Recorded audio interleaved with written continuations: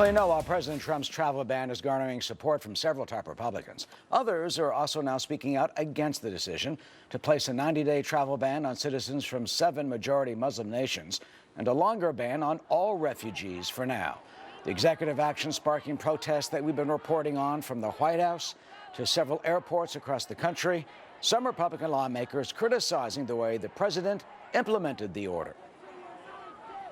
The good news is that it's only got to do with a pause. Bad news is that obviously this process and these conclusions were not vetted.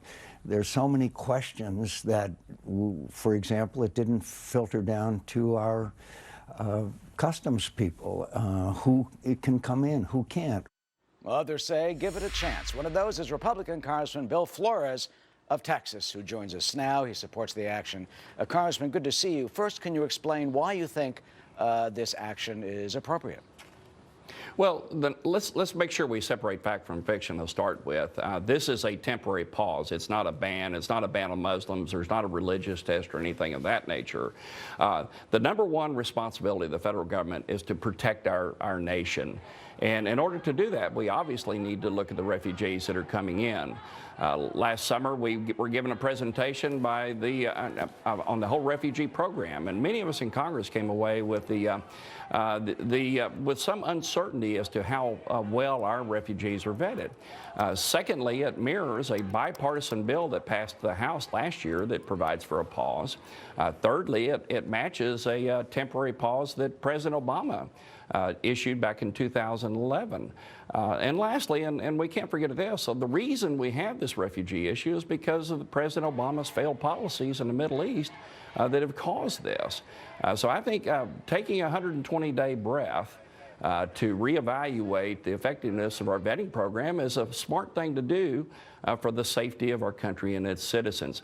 And it's important to note that if somebody has a green card or they're otherwise legally admitted, this pause does not impact them. Now, the bad news about all of this is that the executive order was not well communicated and not well implemented, and so that's the cause of the confusion and unfortunately a lot of the false propaganda that's come out recently about the executive order. It may not be false propaganda, but there were reports, of course, about problems with people with green cards and legal citizens, correct, legally allowed, who were barred, at the sites of some of the airports.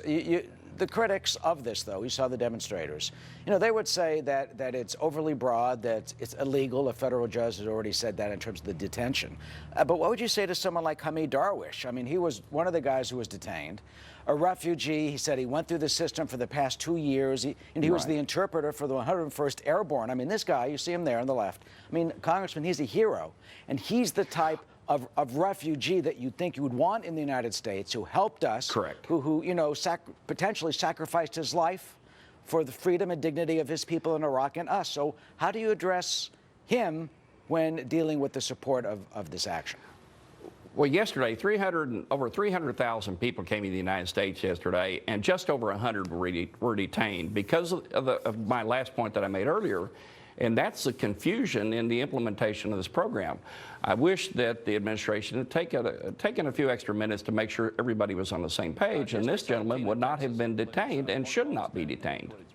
And also there's concern that this could inflame radicalization. This will play right in the hands of ISIS and Al-Qaeda with their propaganda. Are you concerned about that?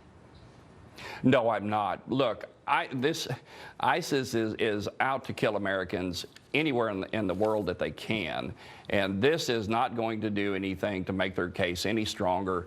And let's do the inverse. If we have not done this, is that going to make ISIS less likely to want to kill Americans? Heck no. That's a false narrative to start with. And also in terms of the 7 countries, there's a lot of controversy over this.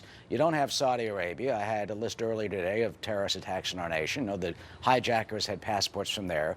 You don't have Egypt, for example, and you don't have Afghanistan, you don't have Pakistan, that have been terrorist breeding grounds here. So do you think this should be expanded? Well, let's go through why these 7 countries were picked out. These are 7 countries, like Iran, where there is an anti-American promulgation of terrorism around the world. The second one is, if you look at the other countries, they have no effective central government.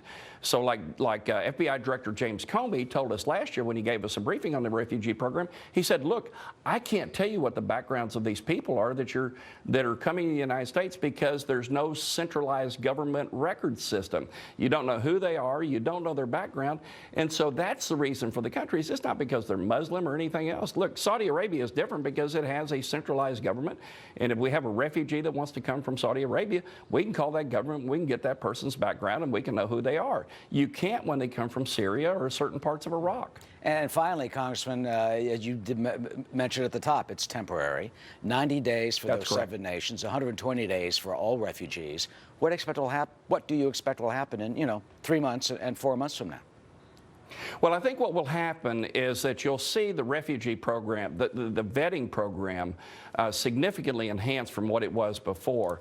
Like I said earlier in this segment, we came away, many of us in Congress came away from both sides of the aisle and felt very uncomfortable with the vetting process that exists today, and we've got to beef that up. We owe it to the citizens of this country, to the residents of this country, to make sure that they stay safe.